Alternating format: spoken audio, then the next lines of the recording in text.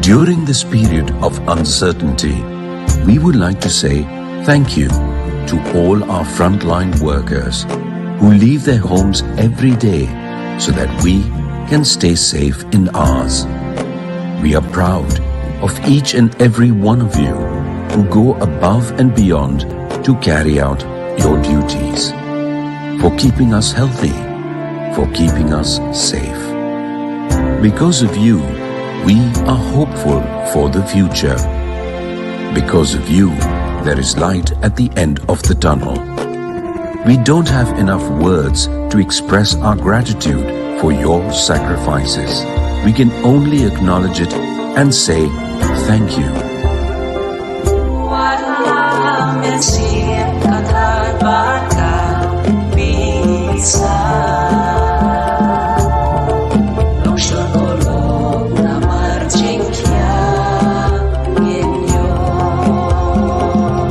National Health Mission, Government of Meghalaya.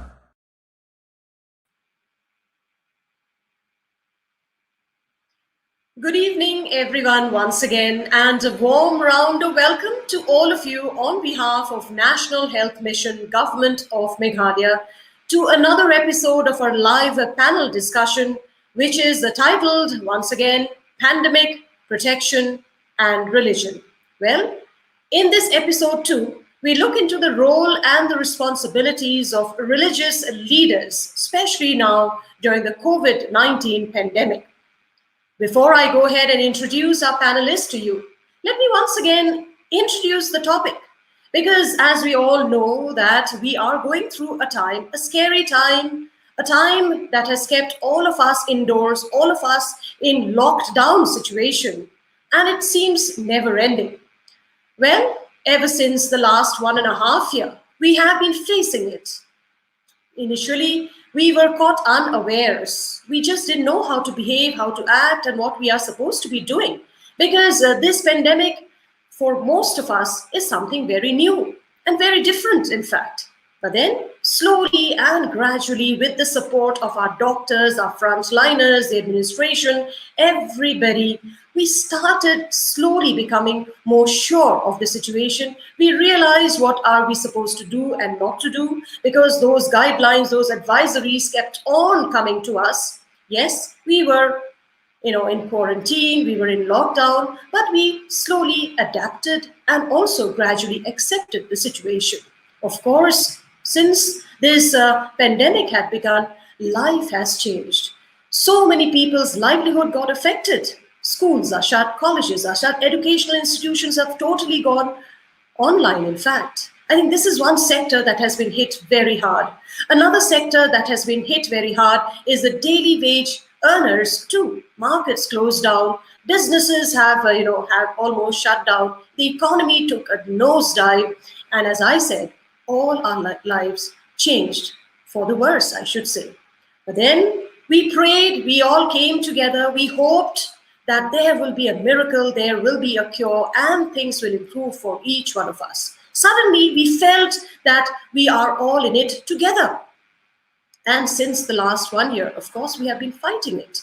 Gradually, over the months, our scientist has been working relentlessly.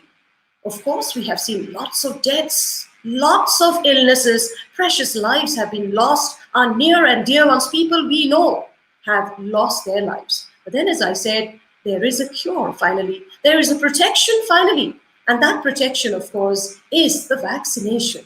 Yes, the vaccination has come the world over, including in our country, India. And for the last few months, vaccination is going on full on in the different states of our country as well, including our state of Meghalaya.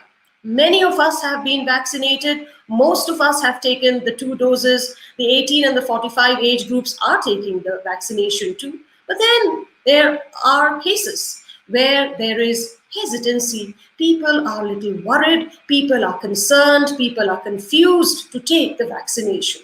So today in this panel discussion, we would like to address these hesitancy. Why are people hesitant towards taking this vaccination? Because we all know that is the only protection that we have right now before us. And here comes the role and the responsibilities of the religious leaders as well. Because many people are citing examples, giving examples that they have faith in God, and when they have faith in God and there is a protector to protect their lives and their health, why do they need a protection like the vaccination? So I suppose we need to educate them, we need to create more awareness. And this panel discussion is all about this today. So thank you very much for joining us. And here I go then to address our most esteemed panelists who have joined in this discussion once again from Shillong as well as from Garo Hills, Tura in Garo Hills. So we have with us the Most Reverend Bishop Jose Chirakal, who is the Auxiliary Bishop of Tura. We also are being joined by Ronald Andrew Walang, who is the pastor in charge, Seventh-day Adventist Church Laitungkra here in Shillong. We are also very pleased to have with us Thinel R. Marak, who is the pastor, Garo Baptist Church, Bishnupur, Shillong. And last but not the least, we are also being joined by Swami Hitaka Mananda Ji Maharaj, who is the Secretary, Ram Krishna Mission, Shillong. So very, very hearty welcome to each one of our esteemed panelists. We are so grateful, we are feeling so honored to have you in our midst once again. Thank you so much for taking your time out and to be here in this panel discussion to address this very important question with us and with all the viewers who are watching this program live right now. Thank you very much and a warm welcome. I would like to go ahead now with the opening comments from each one of you. May I address the first question to the Most Reverend Bishop Jose Chirakal. Bishop, as I said in my introduction, our lives have changed. I'm sure you would agree that ever since the pandemic has begun, things don't seem to be like the way they used to be once upon a time, isn't it? What are your thoughts? Good evening to all. Our lives have changed and we have begun to live with COVID. It has affected our economic life, our religious life, because places of worship are closed and our family relationships are affected, and the number of people who have died, a number of people who got sick. So as a whole, we have been struck very badly comparing to our last year's experience. Last year, initially, we had panic and we started to act immediately as soon as the lockdown was declared in the month of March. And people were more careful, I should say. But this year, somehow, the fear and panic has disappeared in spite of more sickness, more fatalities. And therefore, there is a certain amount of complacency, and there is also this problem of lack of interest for vaccination. That vaccination hesitancy is still prevalent, and people somehow are living with it, and that fear has disappeared, and those immediate steps of taking precautions are not so seriously kept. I think that is one of the reasons why the situation has become more difficult comparing to last year, because people now think that we have to live with it, and we are not going to die. This is part of life, and somehow they are ready to accept it. But I think it is a very wrong step. It's a wrong step. We have to do as religious leaders what we can in order to create awareness among the people. Absolutely. And this program is all about creating awareness. Thank you very much, Bishop, Most Reverend, for giving us your opening comments. And may I now go to Pastor Walang. Pastor Walang, you would also agree that our lives have, changed a huge lot. I mean, let us take the state of Meghalaya. I mean, we are a tourism state where we see the state buzzing with tourists. Gone are those days. I mean, you go to any tourist site today, it is all silent, eerily silent, I would say sometimes. How much do you think the pandemic has affected your life as well as all of our lives as well? Absolutely, without doubt, the pandemic has really affected us in more ways than one. I agree with Most Reverend Bishop, where he alludes to the fact that the pandemic has affected religious life, social life, economic life, life within a family, or we can say relationships. As far as my life is concerned, I think we have been more busier during the pandemic, so to speak. We are at home, but yet still, we are round the clock working. I believe the same thing is with many people outside my house as well. But then, as Bishop rightly said, there's a sense of complacency almost, in the society today.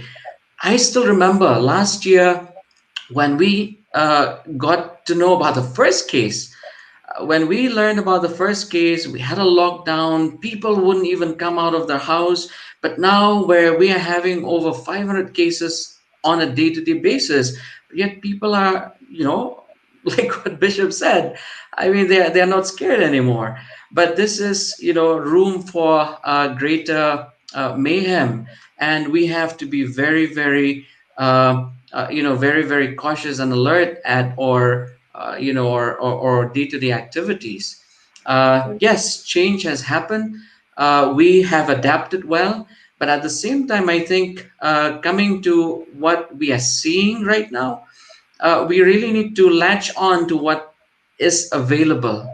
Talking of precautions, we have to latch on to what is available. Talking of scientific evidence, this is the best scientific evidential, data that we have. That we have to protect ourselves if we have to, beat the virus. We have to maintain proper COVID behavior so that we can keep the virus at bay.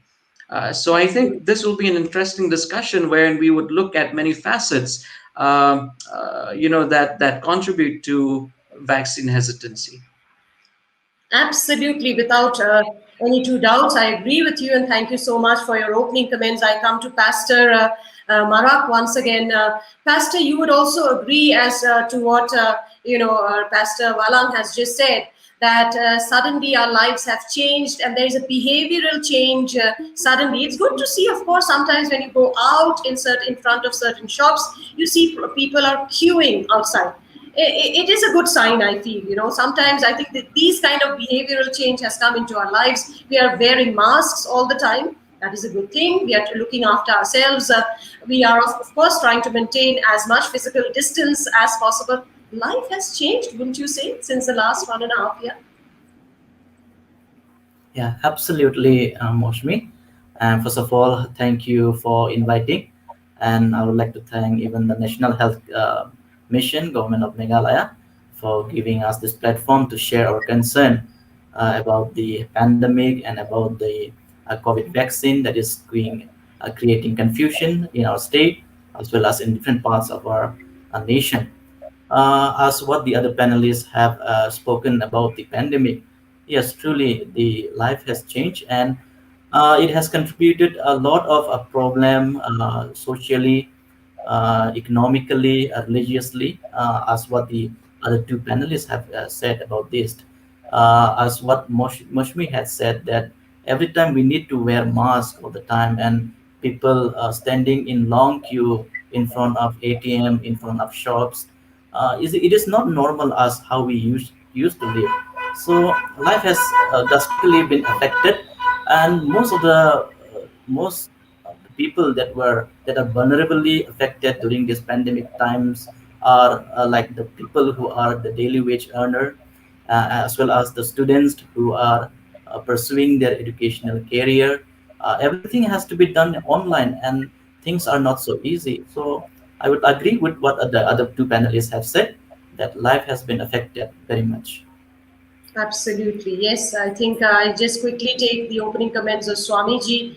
Swamiji, you would also agree, that the entire system, that we were so easy, we were quite laid back before, and now it is not so anymore, right? We are a little bit more disciplined, a little bit more, cautious of ourselves, careful about ourselves. How do you think the pandemic has affected, the lives around us? Very quick opening comments from you two.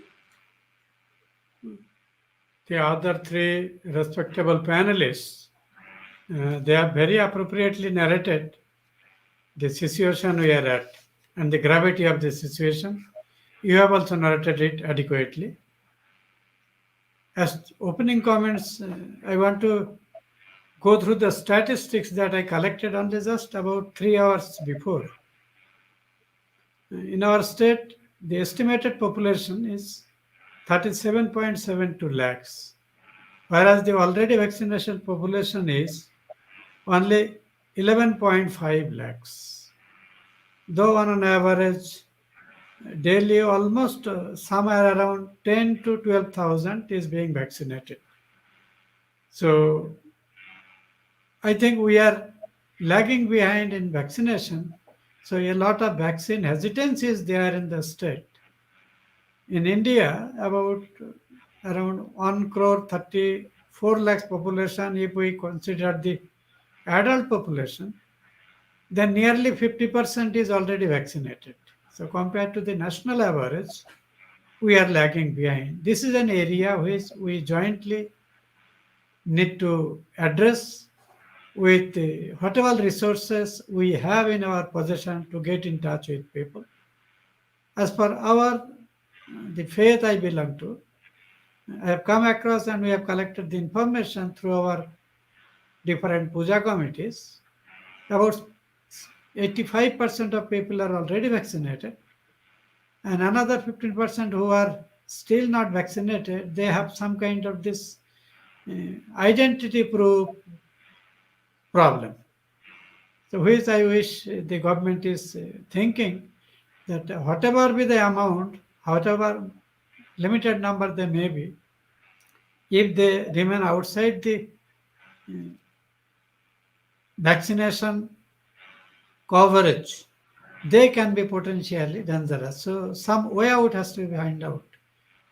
Right. Then rest of the things we can discuss in the course of discussion. I think Absolutely. this is enough for opening comment.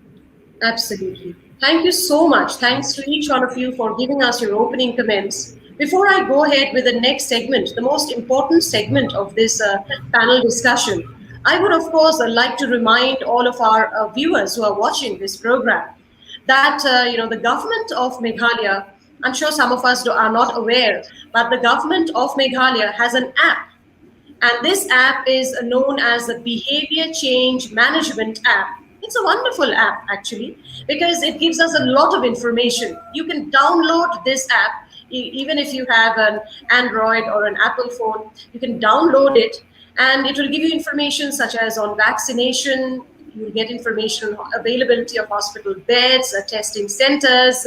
And the best part about this app is that it is in 3 languages. That is in English, Garo, and Khasi. So I guess all of us can definitely download this app called the Behavior Change Management app, which is of the government of Meghalaya, in our mobile phone. And we get a lot of crucial, important information that we sometimes look for in this app as well. So go ahead, download this app, Behavior Change Management app. I'm sure it will be very, very helpful to each one of you out there.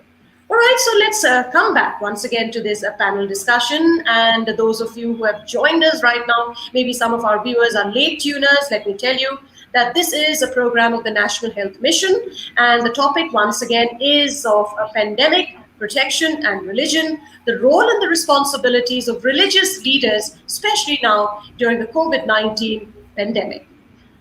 So then, let me again address some questions to our panelists, because I think we have seen that a vaccination is there in front of us, but then, of course, when we take the statistics, as Swamiji has said, when we take the statistics for the rest, for the entire country, the statistics seem to be good.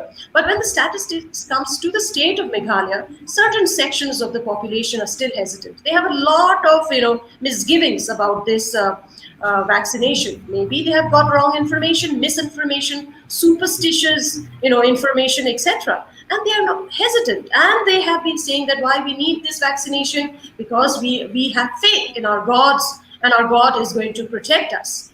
That is good. We all have faith in our respective God. Nobody's questioning that.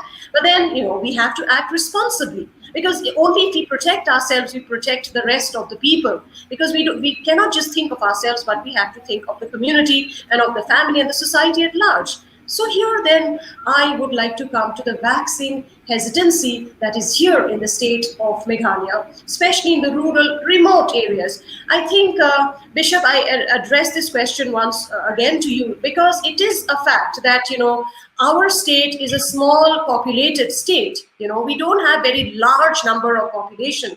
And that is why it is so important to protect the people, the precious lives. And that's why this vaccination is so important.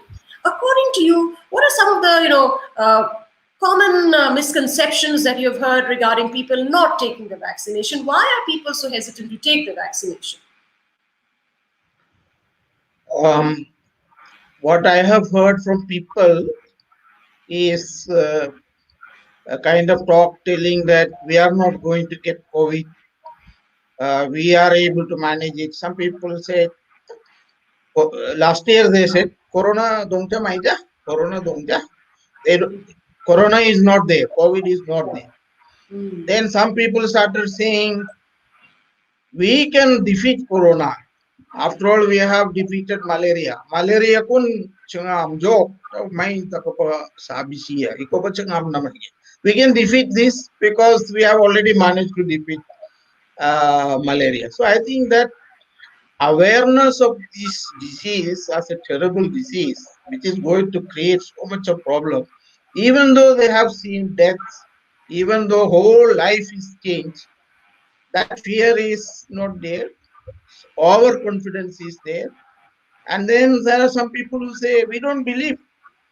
Even those who get vaccine, they are also getting sick. But they are not able to understand that those who got vaccine, most of them did not get serious.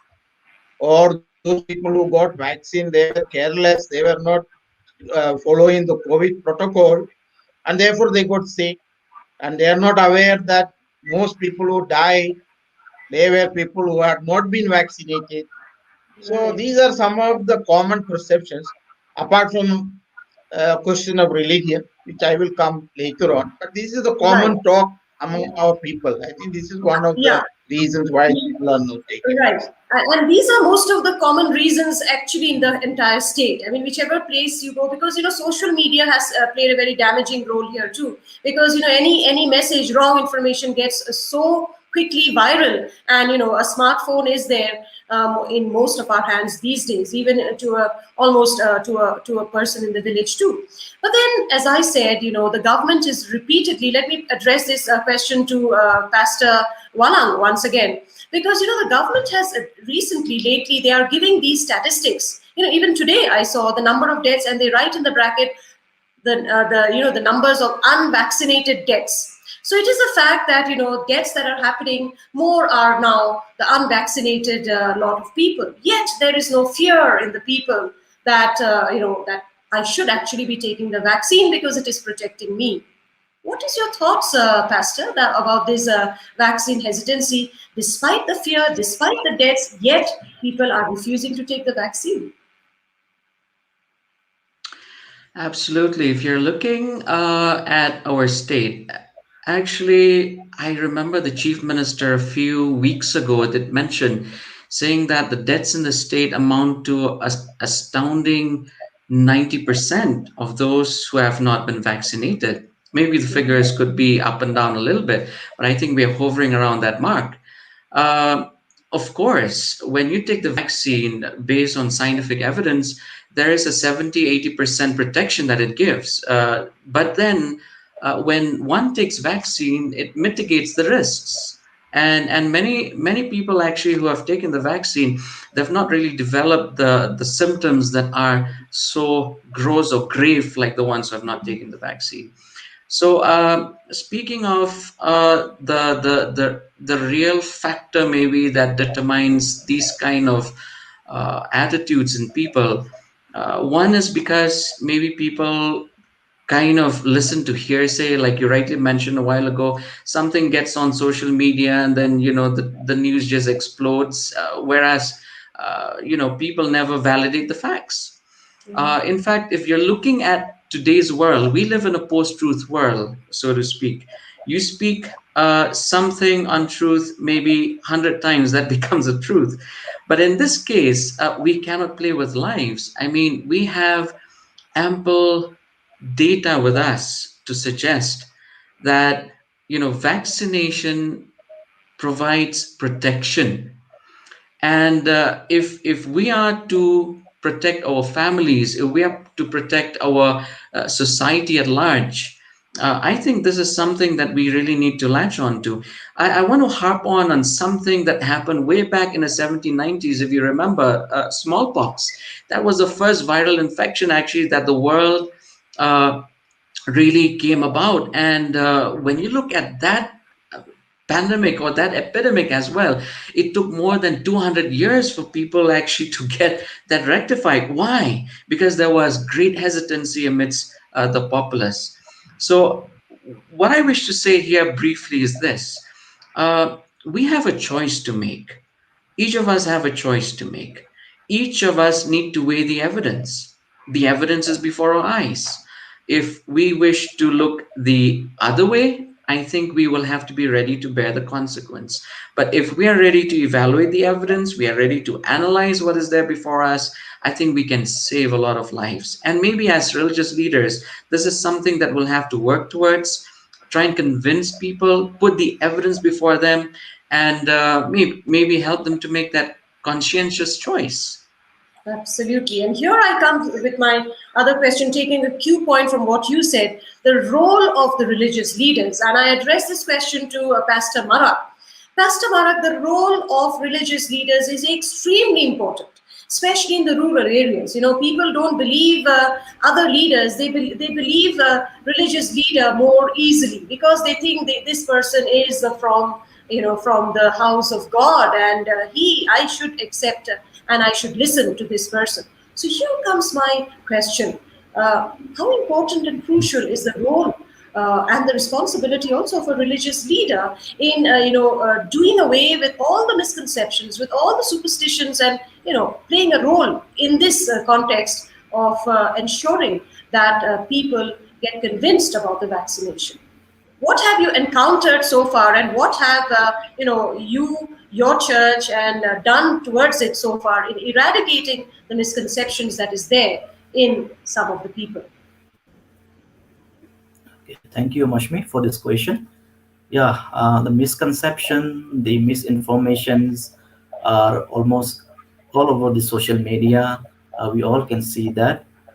People in our community, especially in the Garo Hills, they started to believe that this COVID vaccine is what is mentioned in the Bible about the biblical prophecy that at the end times that a devil would come who will have the mark of the beast, and whose number will be 666. So because of that fear that this COVID vaccine is 666, because of that also people are hesitant to come forward and get themselves vaccinated. And the other thing is that even the conspiracy theories are also circulating all over the social media. This theory says that people will no longer live after getting vaccinated. They will die within 1 or 2 years. And because of that fear, also because of such rumors as well, people are reluctant to come forward and get themselves vaccinated. And Right.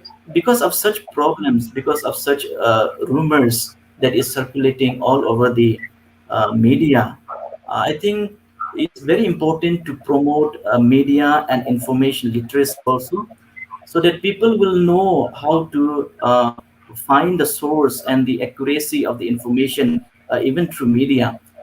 People are, without knowing the accuracy and the authenticity of the information and the content that is put out in the internet, people just started sharing. And people in rural areas, especially in villages, they just believe it, whatever this that is shared in the internet. So in such a crisis situation, in such atmosphere, the role of a religious leader becomes very important, because people in crisis situation are in hopeless, they are in a very uh, anxiety situation. So the role of religious leader is to create an atmosphere where people will trust, people will hope for the best, and people will expect that God has given us the wisdom and knowledge, therefore to trust the vaccine that is being available and that is being done through the government as well as the medical department. Right. Okay. So I just bring in Swami ji once again. Swami ji, your organization, the Ramakrishna Mission, is working in some of the most inhospitable and remote areas of the state as well. And I'm sure that you have played quite a bit of role in convincing people also, because towards this vaccination. Can you tell us what the RKM has been doing so far in promoting this awareness regarding the vaccination, especially? Thanks, Mausumi. That we almost 4 days a week in different 4 routes our mobile medical unit goes to, and every route touches almost 8 or 10 points. They are mainly the junction of 2, 3 or more villages. So whenever people are coming, first we are asking them why you are not wearing mask. They have the mask, they are not wearing, then immediately this will. So in a little sarcastic way, our medical men, they always encourage that they should use mask and some other things and take care of the children and cleanliness. All these are informally told to them while attending to them about the ailments for which they have come. This is one thing. Then in our regular dispensary at Laimukra, main road, since the vaccination started, I think within first 10 days, health department approached us to give a space so that regularly on all working days they can arrange for vaccination. Immediately we permitted them. So for the last 2.5 months almost, on a regular basis, unless the vaccine supply is short, health people workers are coming and regularly getting vaccination. So Laimukra area is very nicely covered with vaccine. In addition to that, at the request of our headman at Laimukra, we have given our ashram campus also. We have that puja hall. So there, even today we had vaccination program there here. So in this way, we are participating in every possible way with the vaccination team. And so far, making our own devotees aware about that, right from the last Durga Puja, which we did as per standard protocol issued by the government. We are continuously changing, and none of our devotees visit our campus, though the number has severely reduced. But they come always with mask, and we continuously engage them. In the meantime, I have a standard procedure of encouraging people in 2 ways. In one way, we talk them about the positive side of taking vaccine. That whoever says whatever is said, don't bother about that, take vaccine. At least you won't die even if you get the disease. This is one way. In another way, in the midst of discussion and all other things, we tell about the very painful stories of how people are badly suffering, particularly those who have got affected by the coronavirus. So that type of videos, and we share amongst our devotees group this type of things also, because people generally obey rules out of 2 things, either out of fear or out of respect. So whatever we say, they may not always take seriously because we are not medical men, we are religious men. What do you know about medicine? So in that case, the second option, circulating information of very painful suffering, that creates a kind of anxiety and they are drawn towards that.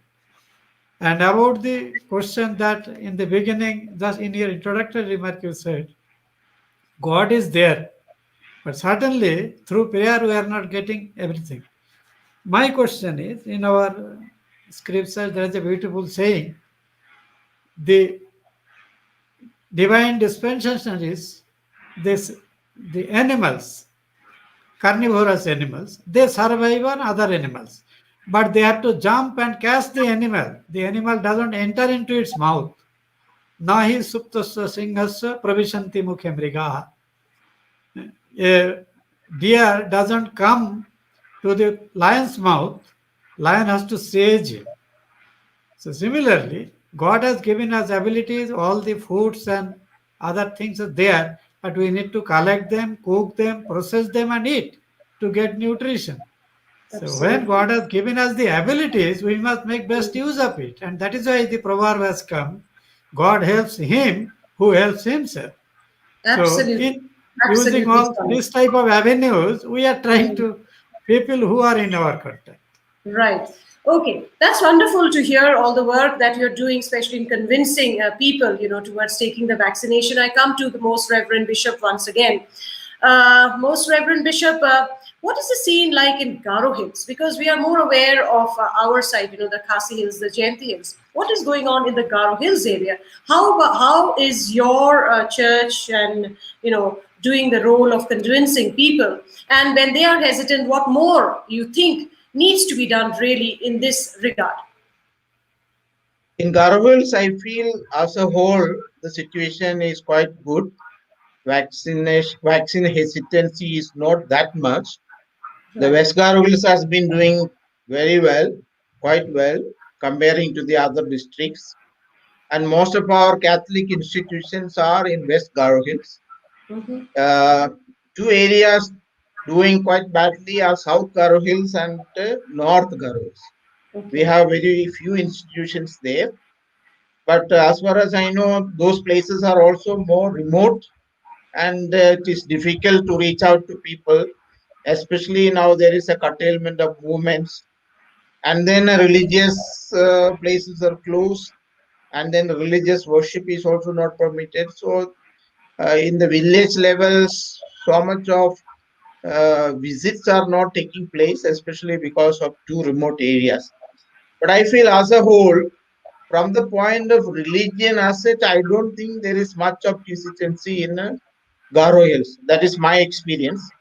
I mentioned some points, but this kind of hesitancy, I don't think it is coming from religious beliefs, because there is nothing in Christianity which goes against vaccination, in my belief, and it is my firm conviction. Because we in Garo Hills, the bishops were the first ones to take vaccine, including the 90-year-old emeritus Bishop George Mamleseri, and Pope Francis was also the first one to take in Vatican, and he said taking vaccine is not only morally licit, but it is a moral obligation for yourself, for your family, and for your neighbor and the society. So this is what we are trying to do through our churches, through our priests, religious, and our faithful scattered all over Garo Hills. Right. So I bring in Pastor Walang once again.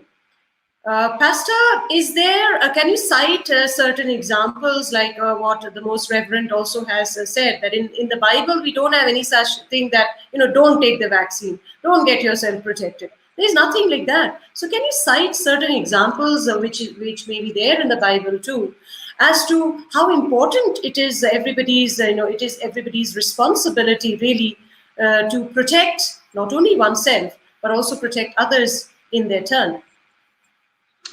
Thank you for that question, Dr. Day. I wish to address it this way.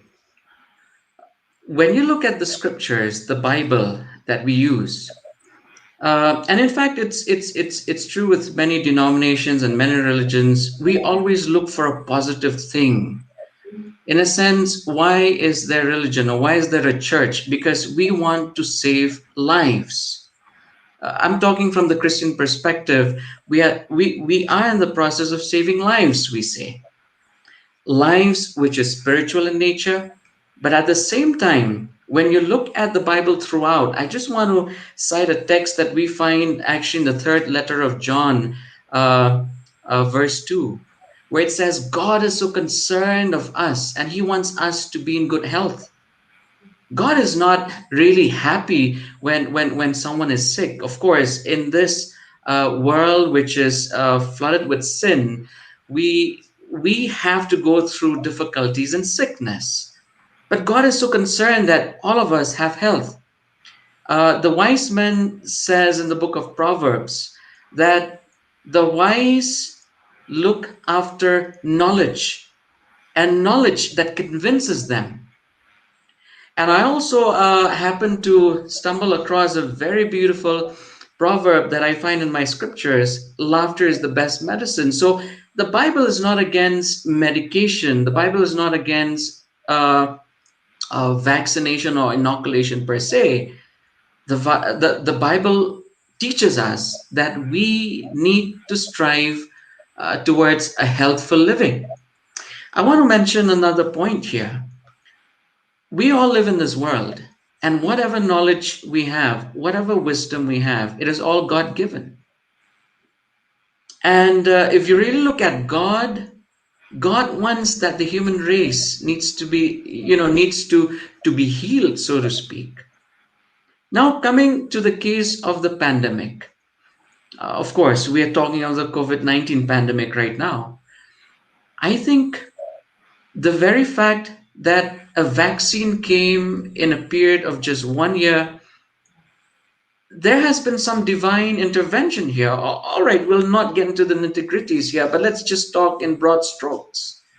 We don't have maybe a system that is foolproof, even in diseases that has affected human race for decades and maybe for hundreds of years. But right now, as we talk, in the case in point, the COVID-19 pandemic, I think God wants us to be whole. God wants us to be healthy. God wants us to live a happy life. And we can do that actually by trusting in Him. See, I think I personally feel that faith cannot be presumptuous. Faith is never presumptuous. Faith cannot exist in a vacuum. Faith is something that happens day in and day out. Faith is something actually that is very pertinent to the ways how God works in our life. Of course, our scripture says that faith is believing in the unseen. But when you look at scripture in totality, faith actually is based on evidence. And now if you and I have to believe in what we have at hand today, we are talking of the vaccine, I think based on the evidence, we can establish that the vaccine can do something to protect us. Absolutely. So all I wish to say is this. Right. As we live in this world, especially in the state, it's very much incumbent on us to really look at the good side of things. Of course, it is one thing to take something out of fear. Maybe it's something to take something out of respect. But I think in between this, there is evidence, and evidence that is not just hearsay. It is evidence that convinces the mind. And I would like to salute the scientists who have come about with this. And I urge everyone actually to really consider this conscientiously. And we have to really make a choice, because if you have to save yourself, if you have to save the community at large, I think this positive choice is very, very, very important. Absolutely. And I'm so thankful that you've stressed on this. It is indeed now or never, to rely on this, on our scientific community who has been working very hard, and they've brought out this. It didn't come easy. They worked day in, day out, sleepless nights. I'm sure they had to. And then they found this protection, and we need to go ahead and take it. But then in the next segment, when I come back, we will be talking specially on the hand-holding between the government and the religious leaders, how important it is actually for the government agencies, for the government and the religious leaders, religious institutions also, to hold hands together and work together towards this cause. We will come back in the next segment, but before that, we are just going in for a very, very short break for some important messages. Viewers, stay with us. We will be right back. Hey Kongdeng, where to? Seems like somewhere special. Yes, it's special. I am very proud to be a part of India's largest vaccination drive. Are you not worried? Why will I be? Instead, I should be worried if I'm not vaccinated. But people are saying so many things. People will always have something to say. Will it really protect me from COVID? Vaccination doesn't mean you are 100% COVID-proof, but your immune system will be strong enough to fight even if you contract COVID-19 and it is not life-threatening. I heard it has severe side effects. There may be mild side effects like fever or chills or maybe headache, but that's normal. It will wear off on its own. But is it really safe? Of course, it is absolutely safe and backed up by medical professionals. Doctors, engineers, politicians, and many more are chosen from all sections of the society to be vaccinated. Yes, you are right. I will also get vaccinated immediately. Don't waste your time anymore listening to fake news and gossip. Take a decision to get vaccinated with confidence. National Health Mission, Government of Meghalaya. Kublai, atu pitep bayu knyang Jepang COVID khat khandai la ban penduk jan da manga wat mapi. Hoi, ringkat lang nila. Ali bat nga ngan peni kumno. Hagono ko por ba pijur ho ni senria kenma berbor ba pidai bandai la ka shintur da ka jan rumal. Kat bala yele ban perkhingil dia ban kta ila ki khman ka khmut bat ila ka shintur. Saj bhai ila ki jongki kti da ka sabon kumba arpo second AA. Penjangai iwe ni iwe bat da kemau ban yeng jangai kumba nruput AA. Kebakong san e kadai ban dengi ki mas man la ka por. Kawai ka surgical mask, but kawai ka mask jan nalor. Lada pidan ka no ka jimpang kum ka jirho, kishit, pinhiar, thaitman ka por, shitom ban ringman siyam, do ka bor jingman, but ka bor jingsma. Phone, Shaki Health Center ki bidan hajan jongpi, lani pila ban call, yaw ni toll free number, iway sao, iway not, namtai kino, ki jing yaraw. Yaraw ingi, bangin yaraw ipi. National Health Mission, Government of Meghalaya. Welcome back, everyone, and thank you very much for staying on with us. Let me just remind you once again that you are in a live panel discussion being brought forward on behalf of National Health Mission, Government of Meghalaya. And today, of course, the topic is pandemic, protection and religion. And herein we are looking into the roles and the responsibilities of religious leaders during this COVID-19 pandemic. And we are, of course, very, very delighted to have a very esteemed panelist with us. We have with us the Most Reverend Bishop Jose Chiracal, who is the Auxiliary Bishop of Tura. We also have as a panelist Ronald Andrew Wallam, who is the pastor in charge, Seventh-day Adventist Church in Laitungkra, Shillong. As our panelist, we also have Thinel R. Marak, who is the pastor, Garo Baptist Church, Bishnupur, Shillong. And we also have with us Swami Hitakananda Maharaj Ji, who is the Secretary, Ramakrishna Mission, Shillong.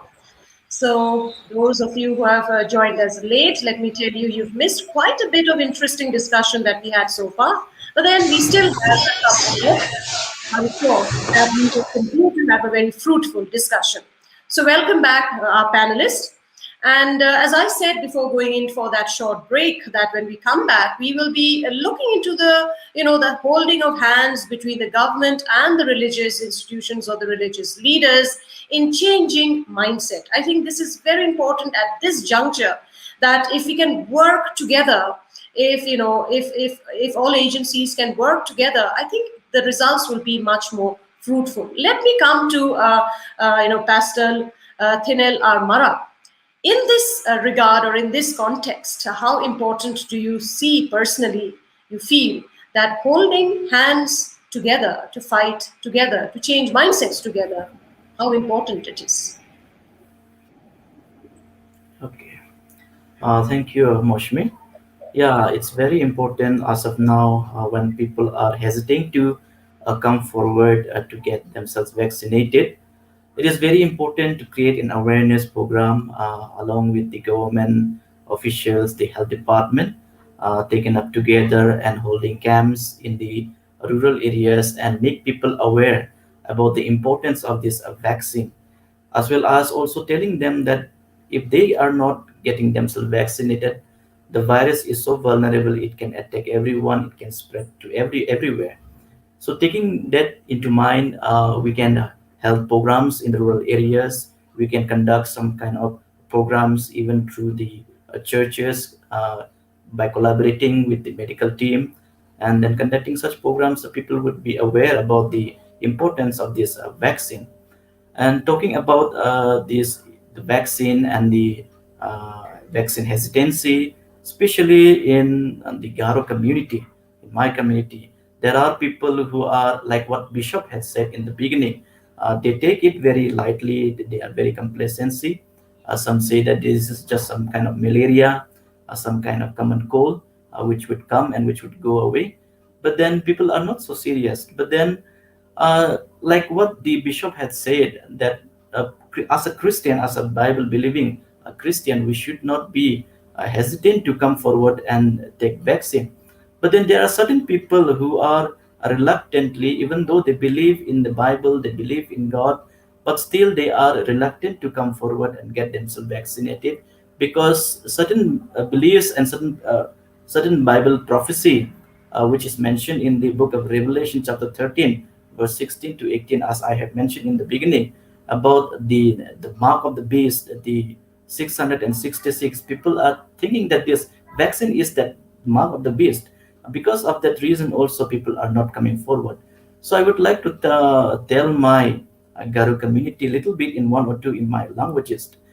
Ya sumayo ang ni plak khasarang ni cek jong adar pengrang na ya sumayo vaccine ni gaman aro COVID pandemic ni gaman kadeke anan neka manderang ya vaccine ko chadok sutok tok ni bibera inga aro un baksana yara ramra mai gapa sabi sisa ni menani raira tokinga ni gaman na de plak ang ni cek jong adar pengrang nake thul gapa khatarang bebe raja China aro anatang ko ya sabishuni na khasa menjong adarang ba ya sabishuni jokna gen antang ni khasa menrang ko nami dakira kina taman gen aro yar chadok sotok tok number ara mamun dakki mangba nakta ya sumsal sumayo manja maina giman ya ko covid vaccine ko chadok sotok tok ni bebe rakin chmode ancheng tholi bebe rak basanu aigen maina ya dakapa even nara local event nomja ba national event nomja agar sakamak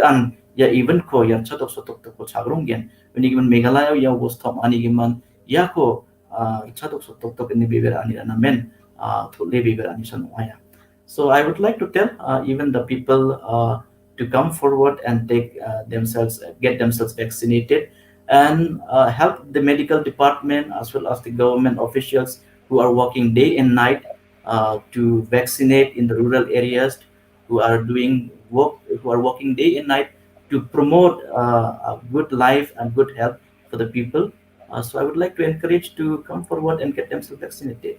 Absolutely. And it's wonderful that you spoke certain lines in Garo also for our Garo listeners and viewers who are watching this program. I'm sure, listening to you, they are feeling a little bit more confident, and I'm sure that they are also, would feel more impressed to go ahead and take the vaccine. I would like to now come to Swamiji once again.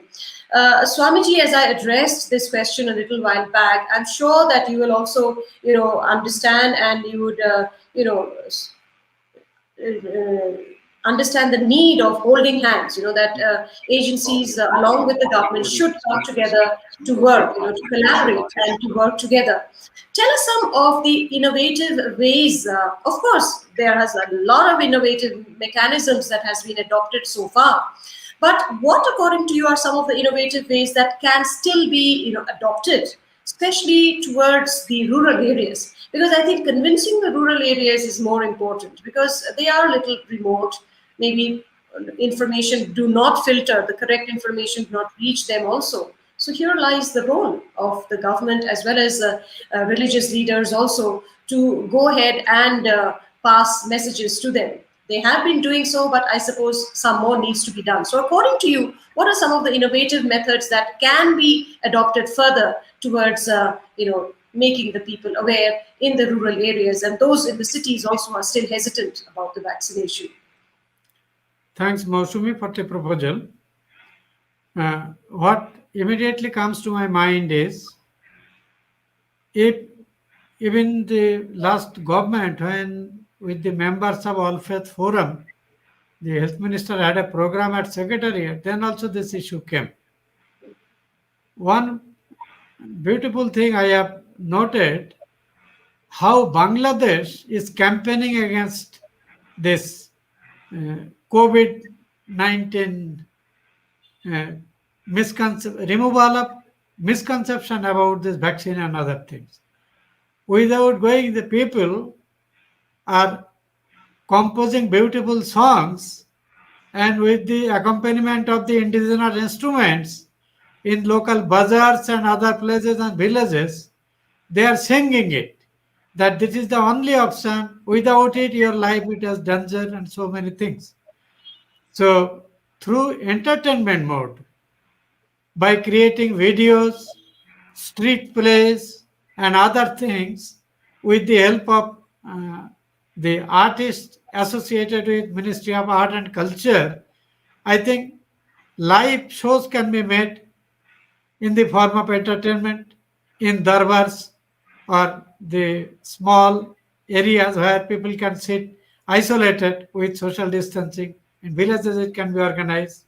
On marketplaces, it can be organized, even on daytime. And sometimes this type of videos to encourage vaccination, to remove misconception about vaccination, showing famous film stars, sportsmen, famous political leaders, they are coming forward taking vaccination.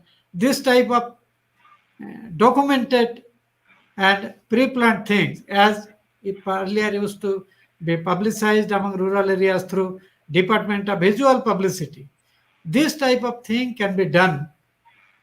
And suppose we go to villages. Generally, we organize the camp in the morning half only, up to 1:30 or 2 o'clock. If necessary, if we get this type of material with us, with the help of a projector or large screen TV, we can go to those villages where we are going for giving medicine. We can show these also to people to create awareness. I think this type of program to encourage people or motivate people through entertainment mode is a very big option that can be exercised. And it should be associated with all other related things as well. Absolutely. And I think people of this entertainment world, they can program it better. And I suggested another thing also. Suppose many people are creating negative videos and publishing it in social media. Similarly, to encourage vaccination, to remove vaccine hesitancy, young people can be invited to create short documentaries of at best 3 to 5 minutes, not more than that. If they are up to the mark and presentable, they will be given a lump sum as prize money. So the energies that are going in wrong channels, in spreading misconceptions, they can be channelized through this incentivization to create awareness. I think this is a very good option. Okay, thank you. Thank you so much. I'll just quickly go to the Most Reverend Bishop also. Bishop, you have any innovative, innovative mechanism also to address, to go ahead and address this vaccine hesitancy as well? Quickly, your thoughts on this? I think only to create awareness with the possible available means, because smartphones are not working, people don't have internet connections. It has to be through natural means of communication from people to people, and especially in the rural areas, through the institutions that we have. For example, our Bagdil run PHCs are doing a wonderful work. And then if you have people in different areas, they will be able to reach out to people. I would like to add one more point with regard to that 666, if you allow me, because that is a misconception in many minds. That passage is coming from the book of Revelations written by St. John. And biblical scholars are telling that that passage is a reference to, numerical reference to Emperor Nero, who was the emperor and persecuting the Christians that time. So it has nothing to do with vaccination. It has been a rumor always whenever there was enrollment for voters ID, when security numbers are given. So I think it is absolutely ignorance of the Bible in order to link these two with vaccination. Right. I'm so glad that you have removed this misconception And coming from you, I'm sure that it is being taken very positively. Because as I said right at the beginning, people are superstitious, people rely on misinformation more than the correct scientific evidence that they have. And that is what we should be doing. And I would like to add one more Right. point. Mm, Yesterday, I was watching the CNN live telecast, and Right. there was a live interview of one Mr. Travis Campbell. He was in the hospital bed, and he was interviewed, and he said, "I made a mess of my life by not taking vaccine." I think we should be innovative to give the real life experience of people who have survived COVID. This will be more, reaching out to people, because people do not know how and what they have undergone these very difficult moments. Absolutely. Live testimonies of people also can play a very, very crucial role. I just like to bring Pastor Walang in once again right now. Pastor, as I said, vaccination is the only medicine that we have with us. We don't have anything else. We don't have a pill or to contain some of the symptoms if we get COVID. Those medicines are used, but in the long run, to protect ourselves, we have the vaccination only. So can you just speak to us a little bit in Khasi as well right now and cite this very crucial need and the importance of vaccination for all the people who are watching in Khasi, in Khasi also. Just go ahead with that, and then we will be coming to the question answer session, because we have a Q&A session. Some of the questions have come from our viewers who are watching this program. We'll take that in a short while, just after you finish addressing in Khasi as well. Pastor. Right. Thank you, Dr. Day. Kiparlok kibapet yung program. Kaniga jing kren jongi kaniga singi kadai shapang jing thir jumut shapang kajing don kam yangi bangin shimu vaccine. Haba ni pet ya kajing tray kam jong vaccine. Ka vaccine jing sha kay rap ha shibon kiliang rengan persang ban batay kaniga rukam. Shumudor kilat sagatma.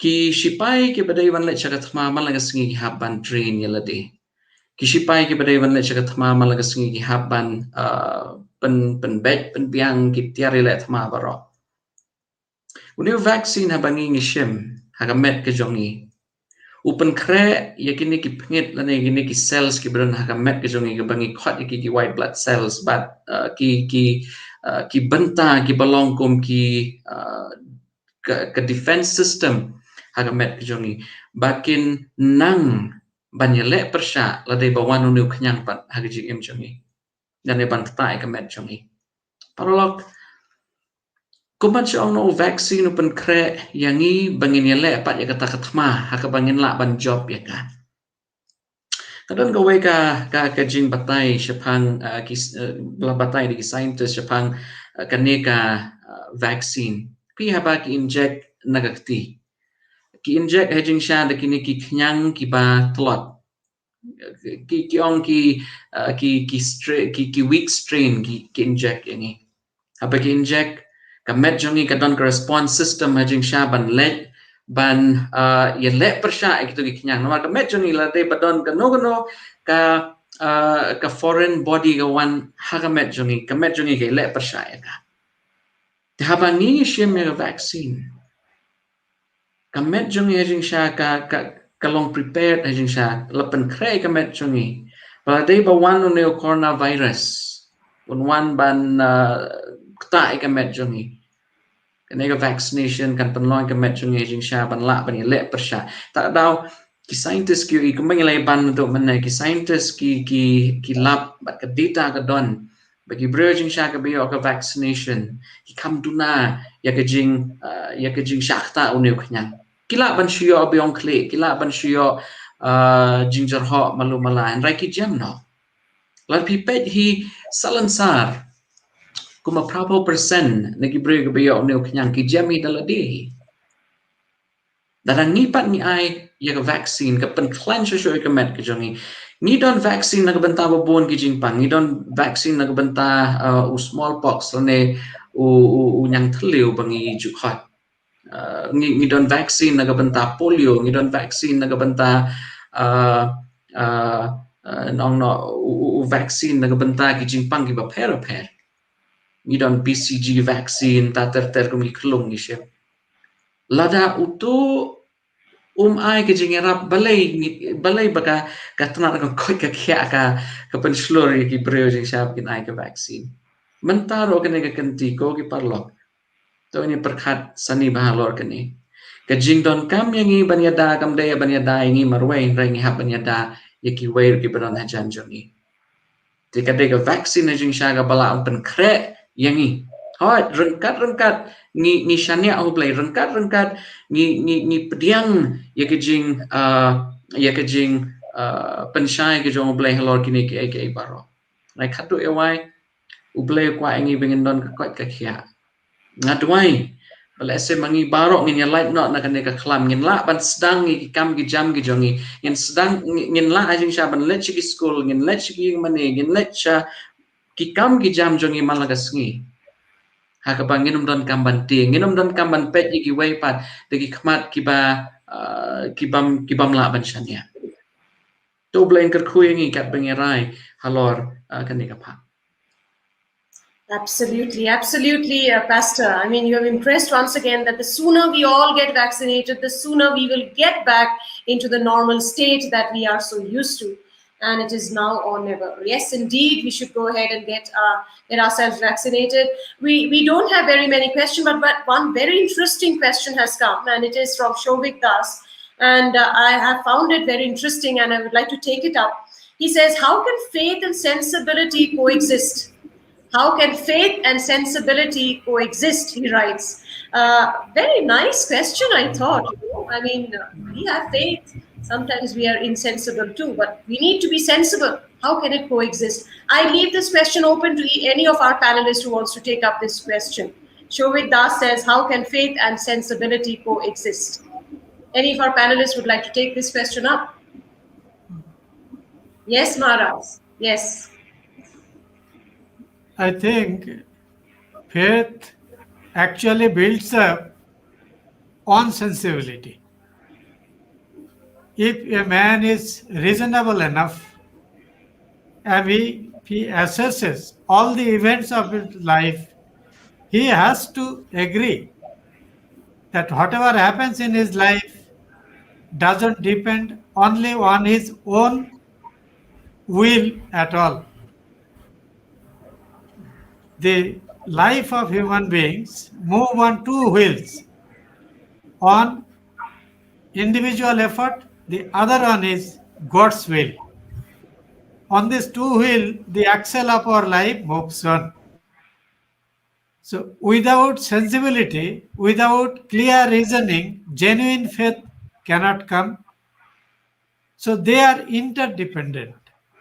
So I don't find that there is any contradiction between having belief in a faith which appeals to our reason sufficiently and acting according to it.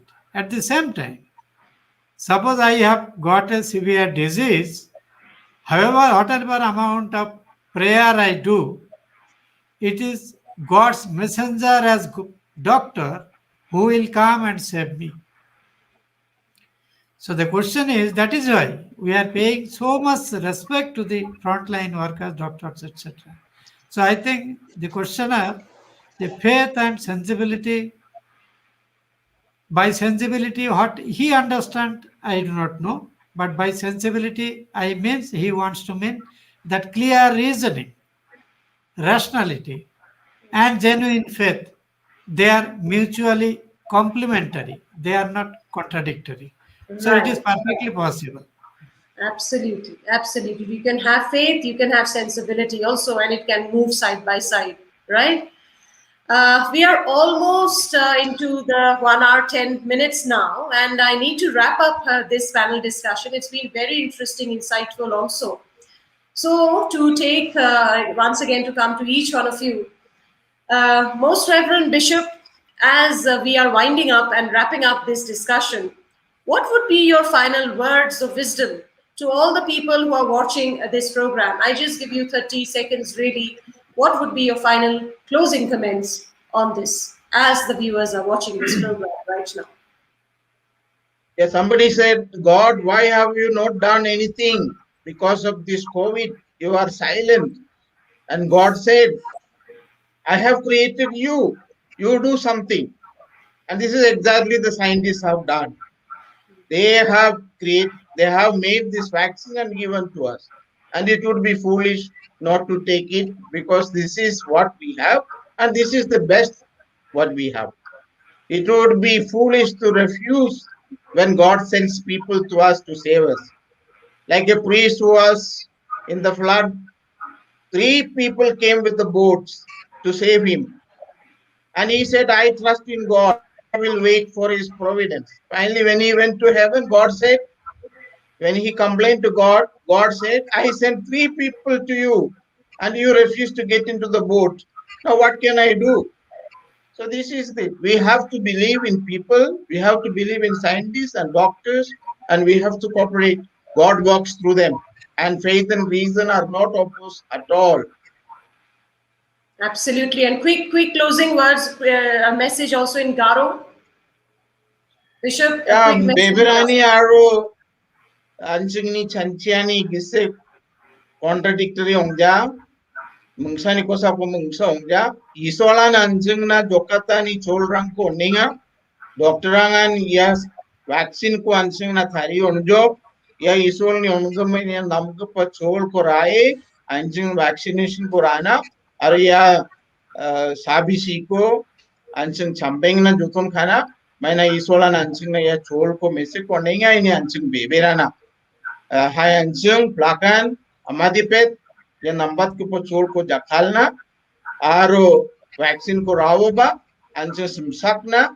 Anjing jakrang ko suna, anjing ni mask rang ko ganna, aro shelgir ke dungna, aro ndikin anjing ya sabisi ko anjing ni ya Meghalaya champeng na mangin, aro tharaki anjing olakiani biap rang ko kulina mangin, school rang ko kulina mangin, aro ramram jangi tangani na yang kulina mangin. Mitela. Absolutely. Closing comments from you, Pastor Walang. The viewers are watching. They have enjoyed listening to you. What would be your final words to them right now? Thank you, Dr. Day. Finally, I just want to say this. Faith makes sense. Faith is not insensible. Therefore, what we have to do right now is to apply the faith that we have. The faith that can evaluate the evidences that are there before us. If we miss that, we miss the bus, I think. All I want to say to the viewers watching the program, if it's bad, I don't think so we would ever be having this program in this manner.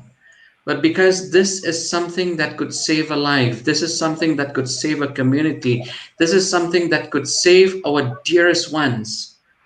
I've seen a few of my relatives and my friends, when they lose their loved ones, they don't even have time to mourn. Just a few days ago, actually, we buried one of our members. The family members could just barely have 5 minutes with her at her house, at the house. I think it's better for us to take that adage or that proverb, a stitch in time saves 9. Absolutely. Wonderful. And yes, Pastor Marak, your closing comments, maybe you can give it in Garo also for our Garo viewers who are watching this program. Okay. Thank you, Dr. Mushmi Day. The Bible tells us, love your God as you love your God with all your heart and with all your soul, as well as love your neighbor as you love yourselves. So if you're concerned for your neighbor and if you love yourselves, get vaccinated. Ya semua yang ni plaga cek jong adar penana namdeka yusoli katawagana na antam yusolna katung gemakci bal gemakci jangi gemakci ka sabu aro antam yusungsul na ba antang na gatan ka sabu ne kana ni geman antam jong adana ka sam ode aro yusolo bibir agapang ode aro yusolna ka sa agapang ode ya vaksin ko shuna aro antam ko naljogatna aro ka sa menang ko ba naljogatna plakon tela.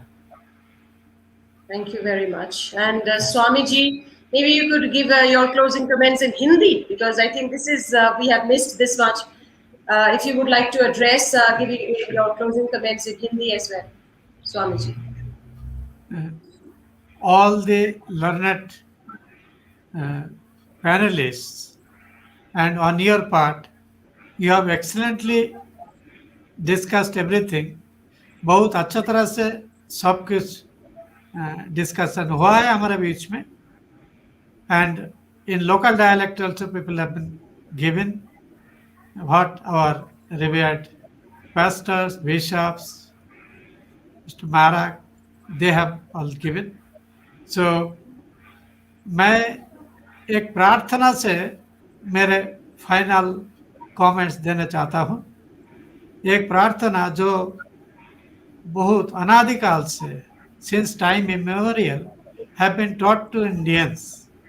सर्वे भवन्तु सुखिनः, सर्वे सन्तु निरामया, सर्वे भद्राणि पश्यन्तु, मा कश्चित् दुःखभाग् भवेत्. हर प्राणी, हर इंसान जो ये पृथ्वी पर है, वो सब स्वस्थ रहे, सुखी रहे, कोई दूसरे किसी को पीड़ा के कारण, जंत्रणाओं के कारण ना बने. And let us all live together, and I pray to God that He gives us clear sense to follow the dictates of our scientists and also follow the great advices of all founders of great religions, and let us be free from all diseases and try to convince others, or rather help others in as many ways as we can to free ourselves from this curse. God's grace is always there on us. All we need to do is to only play our part of intelligence that we have been endowed with. Right, right. Because, you know, we always sometimes think of our rights, we forget that we have duties, because rights and duties go hand in hand. If I have the right to live, somebody else also has the right, the same right. And I also have the duty, and my duty right now is to listen to what our scientists have given us, to listen to the administration and to follow the rules and to get vaccinated. As Pastor Walang said, that only when one loses a precious life, or you've seen a precious life going, do we really understand, do we sense the loss, the grief, that the pain that one goes through. So all the viewers who are watching this program, let us not go through this pain anymore, and let us not ensure that we can get rid of this pain, of this uncertainty, and the only way, and the one and only way, is to get ourselves vaccinated. That soonest we can come back to our normal activity and our normal life that we were used to. Thank you so much, each one of our panelists, for giving us your precious time to address this very important topic today that we have taken up: pandemic protection and religion, the role and the responsibilities of religious leaders during COVID-19 pandemic. I would like to thank Most Reverend Bishop Jose Chiracal, the Auxiliary Bishop of Tura. Thank you very much, Most Reverend, for giving us your time. It's been wonderful to listen to you. I'm sure that the viewers who have watched this program has felt inspired and motivated after listening to you. I also would like to thank Ronald Andrew Walang, who is the pastor in charge, Seventh-day Adventist Church in Laitungkra, Shillong. Pastor Walang, wonderful. It was so enlightening to speak, to listen to you speak, and I'm sure you've also, helped change minds today. Thank you so much for your precious time as well.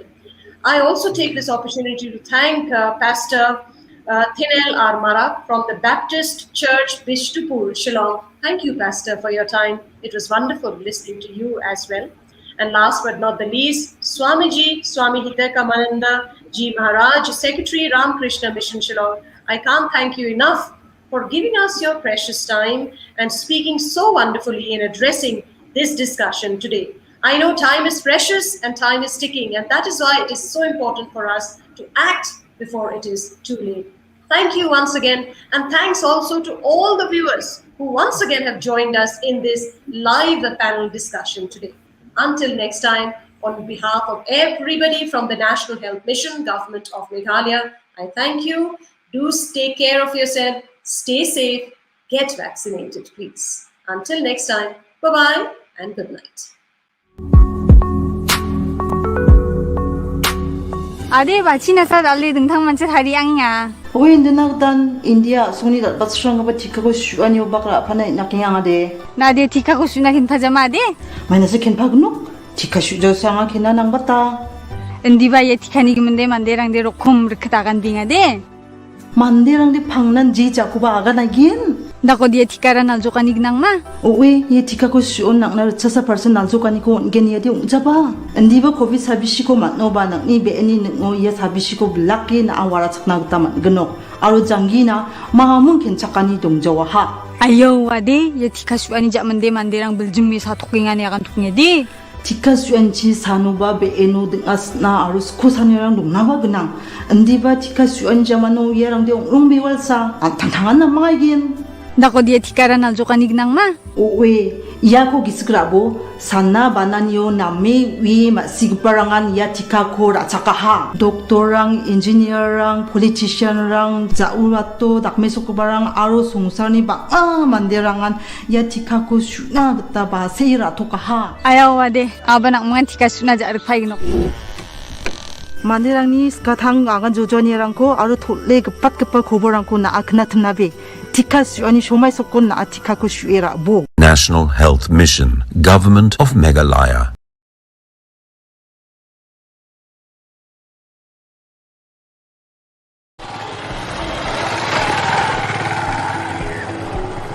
Alex! Hi Alex! Oi! Sino mo dyan? Sino ko nila step? Re, may pakre na? Sino mo li? Omil akyat, haba uwi po uwi no sisrong di man pendiap gecing aitika kana muyada no kenyang Jepang COVID-19. Mia pala akyat. Klan lang ha? Kima ke? Tawag ta, nikla na spang. Oh, IT. Ta? Mia empat pura akhirnya tu jing kret jing miam tu. Sakain pat. Biliat aku biga mas. Habiak na talay kita. Haba katkum ka sarkar bathamai. Kana muyada yo kenyang Jepang COVID-19. Ngidan kamban yang art lega mas. Kawi mila diang tu ka surgical mask. Kawi bar ka change mask no lor ma. Kana ma khamsingan juju. Ah, nandun na lang ha. Ne dang chudon ra. Kima lishim? Tawag. Up, nagpulot pora, sim na kanay barang tumay. To, kum kanay. Oh, kum to ma. Kum nay talong spray da COVID. Kum to ma, sibon ayada. Tang kawi medium kamau, stang ladang idiang da ke N95 mask. Ngimdan kamera bandiang art lega mask. Tang ke N95 labiang.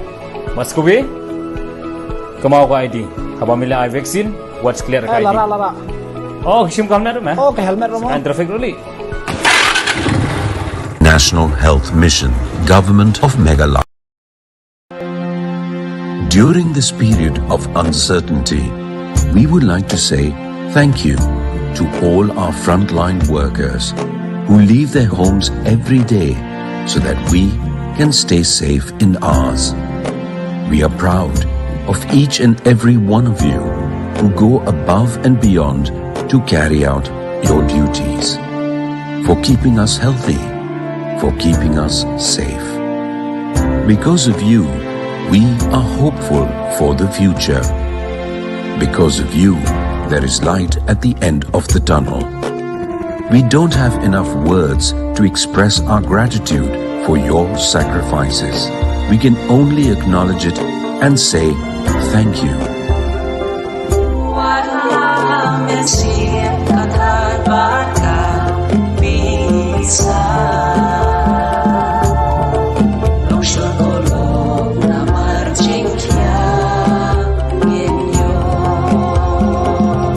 National Health Mission, Government of Meghalaya.